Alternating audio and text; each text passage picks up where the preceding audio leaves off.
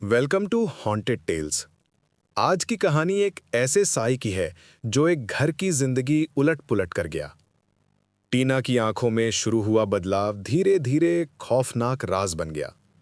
जब सब रास्ते बंद हो गए तब एक मौलवी साहब ने उस अंधेरे का सामना किया। तैयार हो जाइए, क्योंकि आज जो सुनेंगे वो सच है। मेरा नाम दानिश है। ये वाकया हमारे साथ 2009 में पेश आया था। मैं घर का बड़ा बेटा था। हमारा घर पंजाब के एक छोटे से शहर में था, जहां गलियां भले ही तंग थी मगर लोग बड़े नर्म दिल थे। बाबा एक रिटायर्ड अफसर थे। उनकी आंखों में हमेशा काम की ताकत और चेहरे पे वकार झलकता था। मम्मी एक नर्म और नेक दिल औरत थीं, जिनकी बातों में मिठास और सब्र दोनों होते थे। मैं उस समय एक सरकारी दफ्तर में नौकरी करता था। मेरी बीवी बहुत घरेलू थी और हमारी एक बेटी थी जिसकी मुस्कुराहट से घर में रोशनी सी फैल जाती थी। मेरा छोटा भाई यश इंजीनियरिंग कर रहा था। यश हमेशा खामोश रहता था, मगर उसके अंदर एक अजीब सी समझ थी। वो घर का लाडला था। बाबा को उस पर फक्र था और मम्मी रोज उसके लिए दुआ करती थी। एक दिन हमें अचानक पता चला कि यश को अपनी क्लास की एक लड़की पसंद है। मैंने उससे सीधे पूछा तो उसने हिचकिचाते हुए बताया कि एक लड़की है जिसे वो पसंद करता है और उससे शादी करना चाहता है। उसकी आवाज में शादी की सच्चाई साफ झलक रही थी। उसने मुझे उस लड़की के घर का पता भी दिया। मैंने सारी बात घर वालों को बताई। बाबा ने मेरी आंखों में देखते हुए कहा, जब रिश्ता मांगने जाओ तो इज्जत के साथ जाना, किसी पर जबरदस्ती नहीं करनी चाहिए। कुछ दिन बाद हमने तय किया कि हम शाम को उस लड़की के घर जाएंगे। जब हम वहां पहुंचे तो उनके घर वाले खूब सलीकेदार और समझदार लगे। मियाँ बीवी अपनी औलाद का बहुत ख्याल रखने वाले लोग थे। हमने अदब से बात की। यश ने अपनी बात साफ रखी। लड़की के घर वालों ने हमसे कुछ दिनों का वक्त मांगा ताकि आपस में सोच विचार कर सकें। अंदर ही अंदर मैं खुश था। मुझे अंदाजा था कि नतीजा अच्छा ही निकलेगा। कुछ दिन बाद उन्होंने हमें बता दिया कि वे अपनी बेटी का रिश्ता यश के साथ करने के तैयार हैं। फिर सगाई की तैयारियां शुरू हुई। सगाई का दिन आया। घर में खुशी का समा था। मम्मी ने खूबसूरती से नए कपड़े सिलवाए और मेरी छोटी बहन ने दस्तरखान सजाया। सबकी आंखों में खुशी थी। सगाई के बाद हमने फैसला किया कि यश की पढ़ाई पूरी होते ही 1 साल के अंदर शादी कर देंगे। यश की इंजीनियरिंग पूरी हुई तो घर में नए सपने और उम्मीदें भर आई। छोटी छोटी खुशियों में रोज के दिन बीतते रहे। शादी का साल आया तो हमने पूरी तैयारी की। शादी का दिन आया।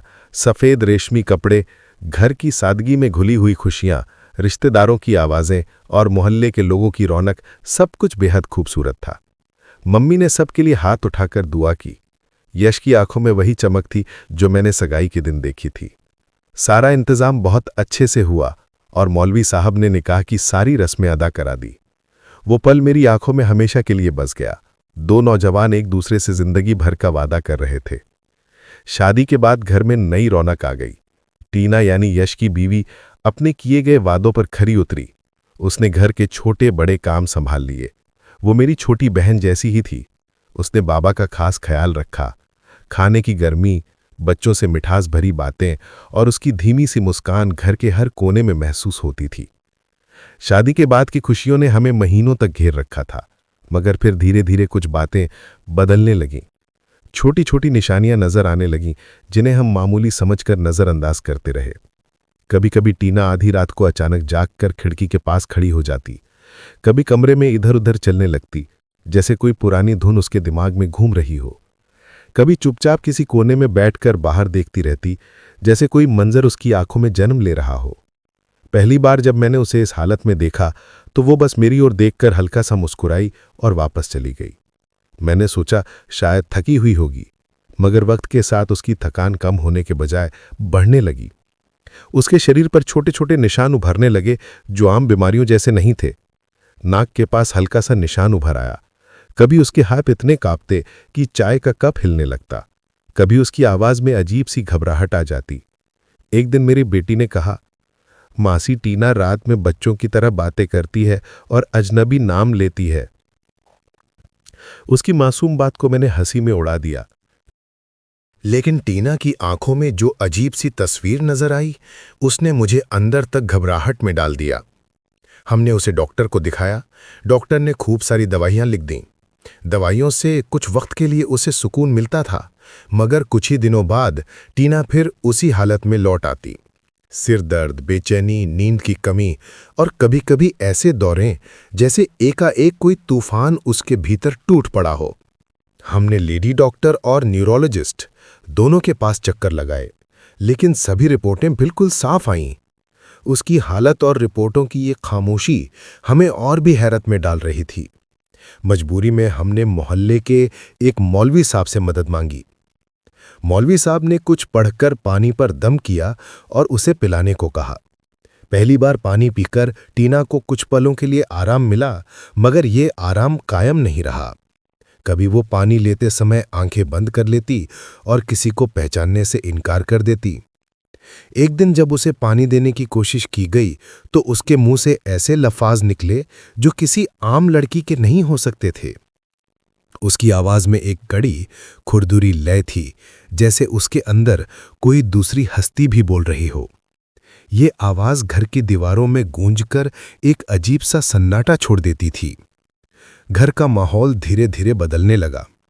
हमने अपनी समझ और सामर्थ्य के मुताबिक हर रास्ता आजमाया, दुआ, दम, इलाज, सब कुछ। सबसे मशहूर डॉक्टरों से भी मिले, लेकिन हर जगह वही बात, कोई शारीरिक यानी कि फिजियोलॉजिकल समस्या नहीं। उधर टीना की हालत में बदलाव के साथ घर में छोटी छोटी अजीब बातें भी नजर आने लगी। जो सामान वो सुबह कहीं रखती, अगले दिन किसी दूसरी जगह मिलता। कभी कभी चीजें यूं ही गायब हो जाती। हमें पहली बार एहसास हुआ कि ये कोई आम बीमारी नहीं है। एक शाम जब मैं ऑफिस से देर से लौटा तो घर पर एक अजीब खामोशी पसरी हुई थी। टीना ने मुझे चाय दी, मगर उसकी आवाज में वही कसी हुई घुटन थी। मम्मी चुपचाप रोटियां बना रही थीं और मेरी बेटी सान्या एक कहानी की किताब खोले धीमी धीमी आवाज में गुनगुना रही थी। मेरे अंदर कहीं गहरा शक उठ रहा था, मगर मैंने खुद को दिलासा दिया कि रात अच्छे से गुजर जाएगी। मैं कमरे में गया। यश बाहर गया हुआ था। टीना अपने कमरे में थी। मैंने दरवाज़ा हल्के से खोलने की कोशिश की, लेकिन दरवाज़ा अंदर से बंद लगा। ये बात बहुत अजीब थी क्योंकि टीना कमरा कभी अंदर से बंद नहीं करती थी। मैं खिड़की की तरफ गया और देखा कि खिड़की खुली हुई थी। हवा के झोंके पर्दे को हल्का हल्का हिला रहे थे। मैंने खिड़की से झांका और जो देखा उससे मेरा दिल जोर से धड़क उठा। टीना फर्श पर बैठी हुई थी और उसके पीछे एक औरत खड़ी थी। वो औरत लंबी, असामान्य कद वाली थी। उसका चेहरा किसी आम औरत जैसा नहीं था। उसके बाल इतने घने और बिखरे हुए थे कि पूरा चेहरा ढक लिया था। उसके भौं उल्टी दिशा में मुड़ी हुई थी। वो जमीन पर नहीं खड़ी थी, बल्कि हवा में हल्का सा तैर रही थी, जैसे कोई साया दीवार से अलग होकर खड़ा हो गया हो। मैं वहीं जम गया। एक लम्हे में मेरे पैरों तले जमीन खिसक गई। मैंने जोर से चिल्लाकर बाबा को आवाज दी, बट जैसे ही मेरी आवाज बाहर पहुंची, वो औरत एक पल में गायब हो गई। कमरे में सिर्फ टीना थी और एक मौत जैसा सन्नाटा। हवा अचानक रुक गई थी। घर की घड़ियां जैसे ठहर चुकी थीं। बस मेरी सांस और दिल की धड़कन थी जो हर तरफ गूंज रही थी। मम्मी, बाबा, टीना और यश सब मेरे आसपास जमा हो गए। मेरे हाथ कांप रहे थे, सांसें उखड़ी हुई थीं। दिल अब भी जोर जोर से धड़क रहा था, जैसे किसी ने मेरा सामना अभी अभी मौत से करवा दिया हो। मम्मी ने मेरे कंधे पकड़कर कहा, बैठ जाओ बेटा। बाबा ने डांट कर सबको खामोश किया। यश की आंखों में डर और गुस्सा दोनों एक साथ थे। टीना ने मेरी बेटी सान्या को बाहर भेज दिया। कुछ पल तक मैं बोल नहीं सका, फिर धीरे धीरे पूरी बात बताना शुरू की।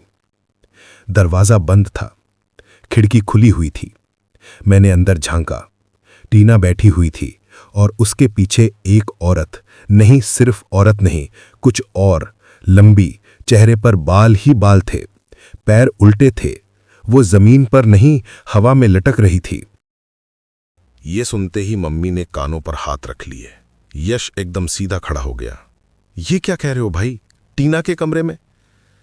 मैंने सर झुकाकर हाँ में जवाब दिया। हाँ यश, मैंने अपनी आंखों से देखा है। यश ने दरवाजे पर जाकर टीना को आवाज दी। टीना ने दरवाजा खोला और ऐसे खड़ी थी जैसे कुछ हुआ ही ना हो। उठकर बोली, क्या हुआ, सब मेरे पीछे क्यों खड़े हैं? मम्मी ने उससे पूछा, बेटा कमरे में और भी कोई था? टीना ने हैरानी से मम्मी की तरफ देखा। कौन? मैं तो अकेली थी। पापा ने सख्ती से पूछा। सच सच बताओ टीना, कोई था या नहीं? वो एक सेकंड के लिए रुकी, फिर हल्की सी मुस्कुराहट के साथ बोली, आप सब अजीब सवाल कर रहे हैं, मैं अकेली थी। लेकिन मैंने साफ देखा कि उसकी मुस्कुराहट पहले जैसी नहीं थी। वो मुस्कुरा रही थी मगर आंखें जैसे किसी और की थीं। पापा ने उसी वक्त फैसला कर लिया कि सुबह होते ही किसी बड़े मौलवी साहब को ढूंढेंगे। अगली सुबह बहुत भारी थी। पूरा घर खामोश था। ऐसा लग रहा था जैसे घर की दीवारें भी रात वाली बात सुनकर सहम गई हूं। मम्मी ने गहरी सांस ली और कहने लगी, इसका इलाज जितना जल्दी हो जाए उतना बेहतर है। यश पूरी रात नहीं सोया था। उसकी आंखें लाल हो गई थीं। वो बार बार टीना की तरफ देखता, जैसे उससे यकीन ही ना आ रहा हो कि ये हालत उसी लड़की की है जिसे वो इतना चाहता था। वो रात किसी तरह कट गई। सुबह होते ही मैंने किसी बड़े मौलवी साहब को तलाश करना शुरू कर दिया। मैं गरीब से मदरसे पर गया। वहां कई मौलवी साहब बैठे थे। मैंने उन्हें सारी हकीकत बताई। उनमें से एक बुजुर्ग मौलवी साहब ने मुझे एक जगह के बारे में बताया। वहां एक बड़े आलिम मौलवी साहब रहते हैं। मैं सीधा उस पते पर पहुंचा। मैंने पूरी बात उनसे कही। वो मेरे साथ खामोशी से गाड़ी में बैठ गए। रास्ते में उन्होंने सिर्फ एक बात कही, जिस घर में ऐसी चीज नजर आने लगे वहां मामला मामूली नहीं होता। रूहानी इलाज सख्त होता है, तुम लोग हिम्मत रखना। जब हम घर पहुंचे तो पापा, मम्मी, यश सब तैयार बैठे थे। टीना भी कमरे में थी। मौलवी साहब ने सबको कहा कि दरवाजा बंद कर दें। वो कुरान शरीफ खोलकर बैठ गए। फिर उन्होंने टीना को सामने बिठाया। टीना का चेहरा बिल्कुल बेजान था, आंखें फैली हुई जैसे पूरी रात जागती रही हो। उन्होंने तिलावत शुरू की। पहले कुछ मिनट सब खामोश रहे। फिर सिर्फ मौलवी साहब की आवाज कमरे में गूंजती रही। अचानक टीना ने गर्दन ऊपर की। उसकी आंखें सफेद होने लगीं। फिर कुछ ऐसा हुआ कि मेरा दिल आज भी उस लम्हे को याद करके कांप जाता है। टीना ने मौलवी साहब की तरफ देखा। फिर उसकी आवाज बदल गई। वो टीना की आवाज नहीं थी, बहुत भारी आवाज थी, जैसे किसी आदमी की हो, जैसे कई लोग एक साथ बोल रहे हों। बंद कर, ये बंद कर, हमें तकलीफ हो रही है। मम्मी ने चीख दबाकर मुंह पर हाथ रख लिया। पापा कुर्सी पर आकर बैठ गए। उनकी आंखों में आंसू आ गए। लेकिन मौलवी साहब ने पढ़ाई रोकने के बजाय और तेज कर दी। टीना ने अपना सिर दाएं बाएं झटका और अजीब हरकतें शुरू कर दी। उसने अपने नाखूनों से हाथ की पकड़ कस ली। उसकी आंखें पूरी तरह सफेद हो गईं, जबान बाहर निकलने लगी। फिर वो बोली, लेकिन इस दफा आवाज और भी गहरी थी, ये हमारा हक है, इसे छोड़ो, ये हमारे साथ है। मौलवी साहब ने पूरी कोशिश के साथ एक आयत पढ़ी। उसी लम्हे टीना के जिस्म में जोर का झटका लगा और वो पीछे की ओर गिर पड़ी। मैं आगे बढ़कर उसे पकड़ना चाहता था मगर मौलवी साहब ने सबको रोक दिया। कोई हाथ ना लगाए, इसके अंदर इस वक्त वो मौजूद है। फिर टीना ने ऊंची आवाज में हंसना शुरू कर दिया। ऐसी हंसी जैसे किसी खाली कोठरी में गूंज रही हो। हंसी रुकी नहीं रही थी, उसके होंठ कानों तक खिंच गए थे। मगर मंजर और भी अजीब हो गया।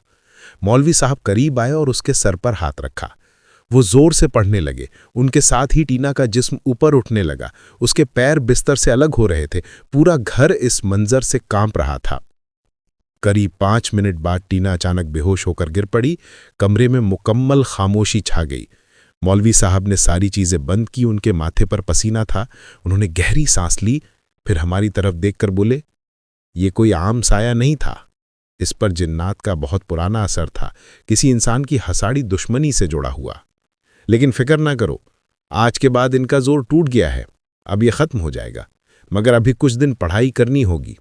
मम्मी ने शुक्र के आंसू बहाए। यश ने जल्दी से टीना को संभाला। मैं वहीं बैठा रहा। दिल अब भी उस आवाज में फंसा हुआ था जो टीना के अंदर से निकली थी। अगले 2 दिन की पढ़ाई ऐसी थी जैसे घर के अंदर एक खामोश जंग चल रही हो। मौलवी साहब हर दिन सुबह थोड़ी देर बैठकर घर का माहौल महसूस करते, फिर हल्की आवाज में पढ़कर कमरे में दाखिल होते। टीना अब पहले जैसी कमजोर नहीं लगती थी, लेकिन उसकी आंखों की चमक अब भी पिछले दिनों के असर से धुंधली थी। जैसे कोई डर अभी भी कहीं दूर खड़ा हो। आज मौलवी साहब ने पढ़ाई आम दिनों से थोड़ी लंबी रखी। कुरान की आयतें, पानी पर दम, कमरे के कोनों में फूंक, हर चीज बड़े गौर से की गई। टीना कभी खामोश बैठी रहती, कभी हल्का सिसकती, मगर आज पहले जैसी आवाज नहीं निकल रही थी। लगता था जैसे वो अंदर से बदल रही हो। घर वाले बाहर बैठे थे, सबके चेहरों पर थकावट भी थी और दुआ भी। दरवाजे के अंदर से आयत की आवाज आ रही थी, कभी ऊंची, कभी नर्म, मगर पूरे घर में एक सुकून सा फैल गया था। करीब 1 घंटे बाद मौलवी साहब ने पढ़ाई रोक दी। उन्होंने टीना की तरफ देखा। उसकी आंखों में पहली बार खुशी नजर आ रही थी। वो आहिस्ता से मुस्कुराई, जैसे बहुत दिनों बाद किसी ने दिल से सांस ली हो। मौलवी साहब ने सर झुकाया, फिर कहा, आप सबका मामला अब खत्म हो गया है। जो असर था वो टूट चुका है। ये घर भी ठीक हो जाएगा और ये बच्ची भी अब बिल्कुल सही हो जाएगी। ये पानी 3 दिन तक पिलाइए, तब तक ये पूरी तरह ठीक हो जाएगी। अब ये सब दोबारा नहीं होगा। घर वालों के चेहरों पर जैसे बरसों बाद सुकून उतर आया। मम्मी की आंखें भर आईं, पापा ने गहरी सांस ली। उस दिन घर में ना कोई खौफ था, ना कोई दबाव, ना कोई साया। वो पहली रात थी जो सबने आराम से गुजारी। अगली सुबह घर का माहौल बिल्कुल बदल चुका था। सूरज की रोशनी खिड़की से अंदर आ रही थी। टीना आंगन में आराम से टहल रही थी। वो वही लड़की लग रही थी जो पहले थी। हंस रही थी, बात कर रही थी, और सबसे बढ़कर वो सुकून में थी। अब घर में कोई अजीब आवाज नहीं आती थी, ना रात के साए, ना वो खौफ, ना वो खामोशी। जैसे सब कुछ फिर अपनी असल जगह पर आ गया हो। 2-3 दिन तक पानी पिलाया गया और टीना और मजबूत होती गई। आहिस्ता आहिस्ता घर की रूटीन भी वापस आ गई। लोग हंसने लगे, बातें होने लगीं। रात को कोई डर के साथ दरवाजा नहीं देखता था। हर कोई जानता था कि कुछ चढ़ा था, लेकिन अब खत्म हो चुका है। 1 हफ्ते बाद तो लगता भी नहीं था कि कभी कुछ हुआ था, लेकिन सबके दिलों में एक बात हमेशा के लिए बस गई। कुछ हकीकतें नजर नहीं आती, मगर मौजूद होती हैं। कुछ दर्जे ऐसे होते हैं जहां इंसान कमजोर पड़ जाता है, और कुछ मकाम ऐसे होते हैं जहां ऊपर वाले की मदद एक पल में इंसान को उठा लेती है। टीना की जिंदगी बिल्कुल मामूल पर लौट आई थी। वो पहले से भी ज्यादा अच्छी हो गई, जैसे इस आजमाइश ने उसे और उसके घर वालों को भीतर से बदल दिया हो। अब घर में सब खुशी से रहने लगे थे। ये वाकया यहीं खत्म हुआ, लेकिन एक बात सबने सीख ली। इंसान को कभी भी वे चीजें कमजोर नहीं करती जो दुनिया में दिखाई देती हैं। असल कमजोरी तब आती है जब इंसान ऊपर वाले से दूर हो जाए, और जब वो लौट आए तो फिर कोई साया, कोई असर, कोई अंधेरा उसका कुछ नहीं बिगाड़ सकता। अगर आपने ये कहानी यहां तक सुनी है तो याद रखिए, घर में रोशनी भी होती है और आजमाइश भी। जब दिल का चिराग बुझने लगे तो ऊपर वाले को याद करो। वही हवा है जो उसे फिर से जला देती है। अपने घरों में जिक्र को जिंदा रखो और अपने दिलों में अल्लाह पर भरोसा रखो। इंशाअल्लाह रोशनी कभी खत्म नहीं होगी। दोस्तों, अगर कहानी अच्छी लगी हो तो वीडियो को लाइक करें, एक प्यारा सा कमेंट करें और ऐसी कहानियों के लिए चैनल को सब्सक्राइब करें। मिलेंगे अगली कहानी में।